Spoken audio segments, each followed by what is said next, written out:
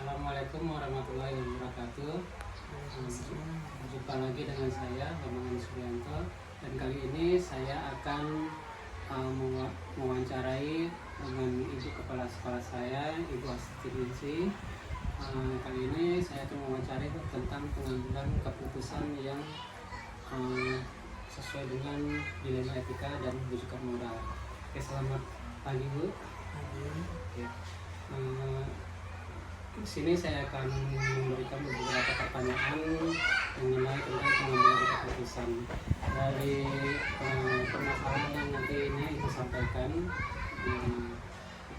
Baik Bu, pertanyaan yang saya sampaikan selama ini bagaimana Ibu mengidentifikasi kasus-kasus yang merupakan dilema etika atau rujukan moral? Bagaimana? Oke, terima kasih. Saya coba jawab. Sebenarnya ada banyak sih kasus di sekolah kita ini.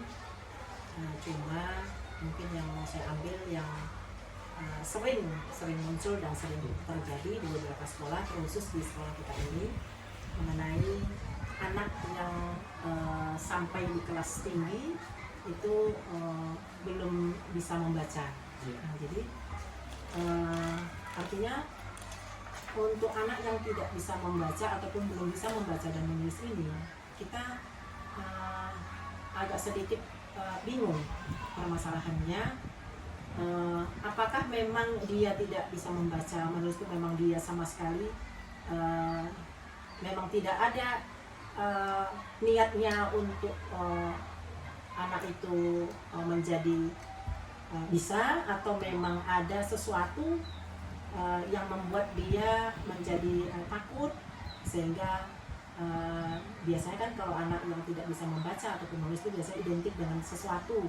Mungkin dia takut dengan gurunya, mungkin dia di rumah juga tidak ada pengawasan dari orang tuanya. Jadi kalaupun kita mengambil tindakan, contohnya tidak naik kelas di kelas tinggi, pasti dia akan malu.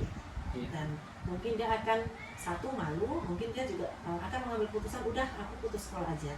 Nah, itu yang sering saya hadapi di sini. Ya, mungkin. Jadi selama ini bagaimana Ibu menjalankan pengambilan keputusan di sekolah Ibu, terutama di sini di SD Negeri 10-19, terutama untuk kasus-kasus di mana ada dua kepentingan yang sama-sama benar atau sama-sama mengandung nilai kebajikan. Nah, biasanya itu contohnya seperti kasus yang sering saya hadapi seperti itu tadi. Saya memanggil guru kelasnya. Saya panggil guru kelasnya, apa sebenarnya kendala pada anak ini? Apakah memang dia jarang masuk sekolah, atau memang dia rajin datang sekolah tapi memang tidak mau mengikuti pelajaran? Jadi itu dari gurunya dulu saya panggil. Kemudian saya langsung terjun ke lapangan melihat kondisi langsung ketika pembelajaran di kelas. Biasanya seperti itu. Oke, kemudian langkah-langkah atau prosedur seperti apa yang biasa Ibu lakukan selama ini? Untuk mengatasi hal seperti yang sudah saya jelaskan tadi, itu langkahnya saya ambil memanggil orang tua dari si anak untuk mengetahui apa penyebab kenapa anak sampai di kelas tinggi belum bisa membaca. Jadi saya panggil orang tuanya, kemudian juga saya panggil juga guru kelasnya. Saya hadapkan mereka dan kita bisa ditanya, bisa langsung tanya jawab, apa ada kendala, apakah dia sakit, memiliki penyakit yang memang membuat dia agak susah menerima pelajaran dari gurunya. Jadi saya juga memberikan saran kepada orang tuanya untuk meminta bantuan, lebih diperketat cara belajar di rumah, kemudian memanggil guru privat untuk mengajari anak di rumah, untuk membantu gurunya di kelas. Ibu, kemudian dari apa yang disampaikan tadi, hal apa saja yang selama ini Ibu anggap efektif dalam pengambilan keputusan pada kasus-kasus dilema etika tersebut? Ini biasanya saya selalu mengadakan supervisi kelas, kemudian juga rapat supervisi dengan semua guru untuk mengambil musyawarah di mana untuk tindakan selanjutnya kalau memang ada masalah anak yang seperti yang tadi sudah kita bahas. Kemungkinan dengan adanya pendapat-pendapat dari semua dewan guru, kita bisa menentukan satu keputusan harus bagaimana untuk mengatasi anak tersebut. Baik, selanjutnya hal-hal apa saja yang selama ini Ibu anggap efektif dalam pengambilan keputusan pada kasus-kasus di lingkungan kita tersebut? Mungkin tantangannya dalam pengambilan keputusan. Tantangannya, karena gini, saya anggap masalah anak belum tentu kita bisa menyalahkan posisi anaknya, atau belum tentu yang salah itu pada gurunya.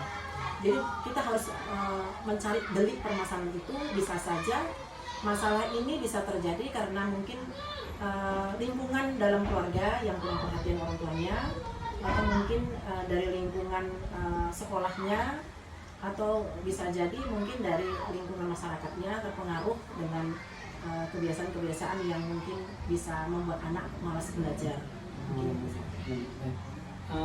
Apakah Ibu memiliki sebuah kata-kala atau jadwal tertentu dalam sebuah penyelesaian kasus dilema etika?